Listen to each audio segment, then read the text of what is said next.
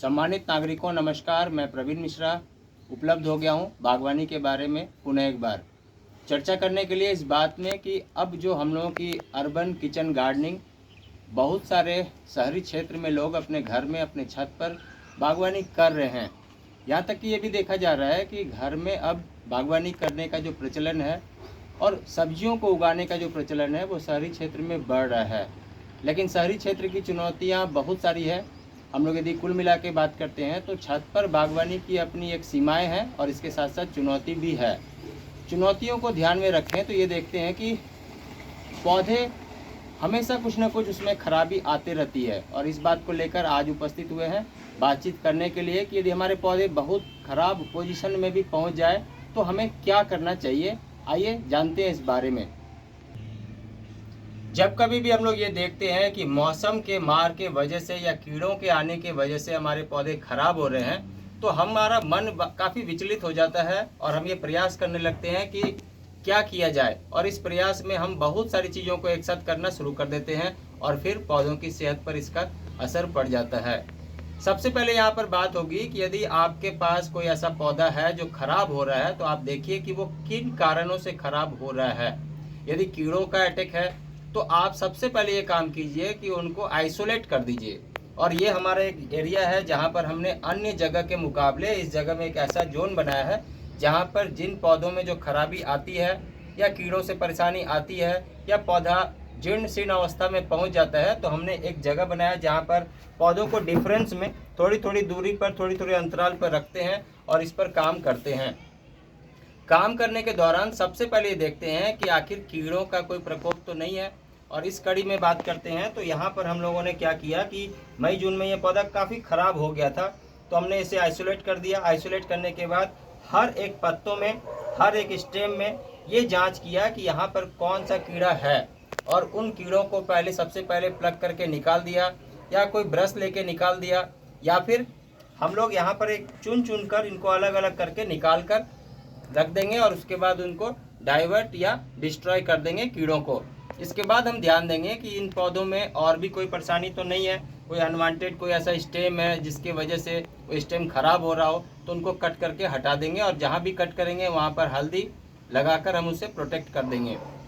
इसके बाद की बातचीत आती है कि यदि पौधों में पोषक तत्व की कमी आई है या फिर कीड़ों के अटैक की वजह से कीड़े पोषक तत्व को शोषण कर लेते हैं तो हम लोगों को सबसे पहले धीरे धीरे पौधों में पोषण देना जरूरी होता है, जिससे कि पौधे इस अवस्था से निकलकर अब हेल्दी अवस्था में पहुंच जाए। लेकिन इस जगह में एक बात और कहना जरूरी होगा कि आप बहुत जल्दीबाजी ना करें, क्योंकि आप एक साथ यदि बहुत सारी चीज़ों को डालेंगे तो भी पौधा खराब हो जाएगा, क्योंकि अब ये बीमार अवस्था में है। इसलिए ज़रूरी है इन बातों को समझने के लिए कि हम लोग थोड़ा थोड़ा अंतराल पर पौधों का न्यूट्रिएंट मैनेजमेंट करेंगे, और ये न्यूट्रिएंट मैनेजमेंट करने के साथ ही पौधा स्वस्थ होकर आगे चलना शुरू हो जाएगा। और जब पौधा स्वस्थ हो जाएगा तो फिर फूल और फल लगने भी शुरू हो जाएंगे। इस तरकीब को सीखने के लिए कि आखिर न्यूट्रिएंट मैनेजमेंट पौधों में कैसे करें जब पौधे बीमार हैं या पौधे रोगग्रस्त हो गए हैं, तो आइए जानते हैं इस कड़ी में इस पूरे सिस्टम को।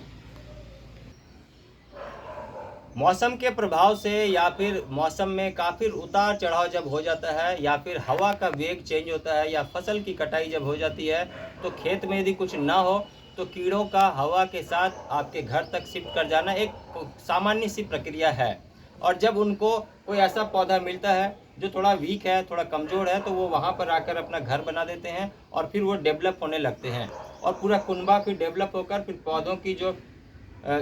ताकत है, एनर्जी है, उसको कम कर देती है। इस कड़ी में हम लोग बात करते हैं कि जब हम लोगों ने कीड़ों का एक इंस्पेक्शन कर लिया, एक निरीक्षण कर लिया, देख लिया कौन से कीड़े उनको निकाल कर हटा दिया, अब इसके बाद की कड़ी में ये बात करते हैं कि हम करते हैं यहाँ पर गुड़ाई।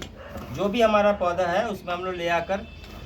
गुड़ाई करते हैं, और ये गुड़ाई इस तरह से कर हम लोग एक दिन कम से कम छोड़ देते हैं। ऐसे आप 1 से 2 दिन भी रखेंगे तब भी अच्छा है, वरना 1 से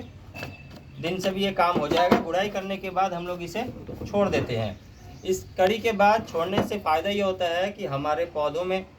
बहुत सारे जो अनवांटेड कीड़ों के अंडे यहाँ डेवलप हो रहे हैं, या कोई फंगस है, फफूंद है, या कोई भी चीज़ें अनवांटेड हो रही है, वो धूप के प्रकाश से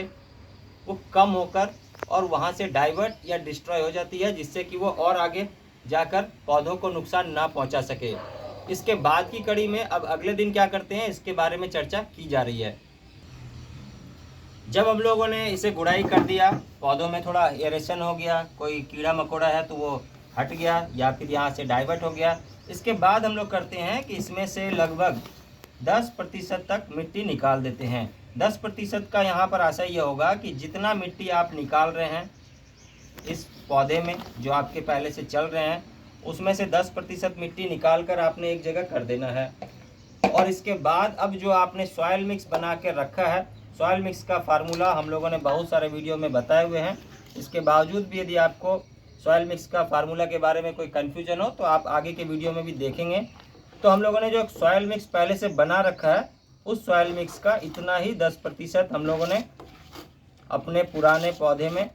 जो कि पहले से चल रहे हैं और अब जीर्ण शीर्ण अवस्था से आगे निकल कर ये चलना शुरू करेंगे, इसलिए हम यहाँ पर इनका पोषण का मैनेजमेंट कर देते हैं और इसे अच्छे तरीके से फैलाकर और इस तरह से हम लोग मिट्टी को चढ़ा देते हैं।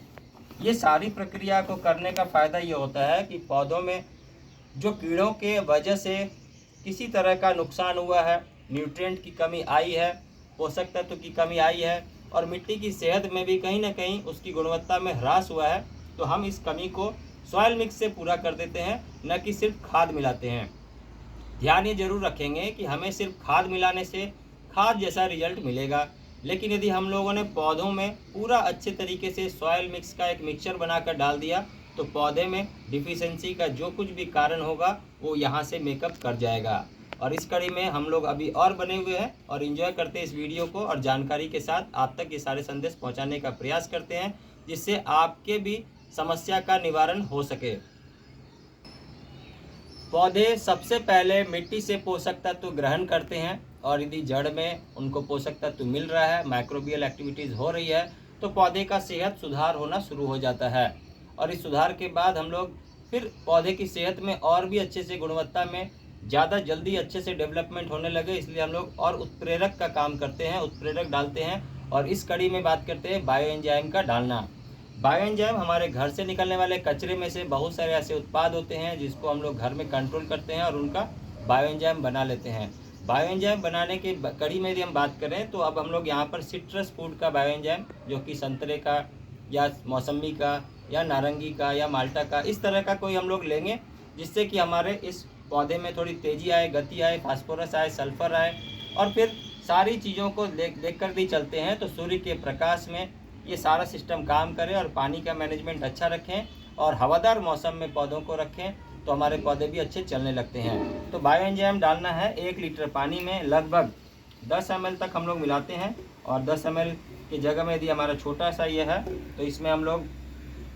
और कम लगभग 3 से 5 ml के बीच बायो एंजाइम मिलाते हैं। इतना ही बायो एंजाइम काफ़ी है, ज़्यादा भी बायो एंजाइम नहीं मिलाना है, क्योंकि पौधों की सेहत जो है अभी उस तरीके का नहीं है, उस तरीके का ना होने की वजह से कि पौधे सही चल सके तो हम लोग बायो एंजाइम कम मात्रा में डालेंगे। ठीक ऐसे जैसे कि हम लोग रोगी की इलाज करने के लिए उसमें जो उसका खुराक है वो धीरे धीरे उसकी मात्रा को बढ़ाते हैं और हम लोग शाम के समय में इस तरह से बायो एंजाइम का स्प्रे करेंगे। बायो एंजाइम का स्प्रे करने का 2 फायदा है। पहला तो ये है कि कुछ एक पोषक तत्व पत्तों से जो अवशोषित होता है वो मिल जाता है।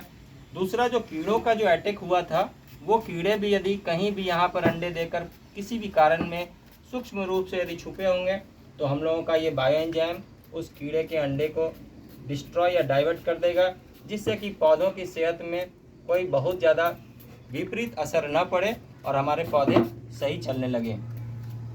इन सभी चीज़ों को जानने और समझने के लिए हम लोग बात करते हैं कि अर्बन किचन गार्डनिंग का जो लिमिटेशन है तो उसमें एक फ़ायदा ये भी है कि हम लोग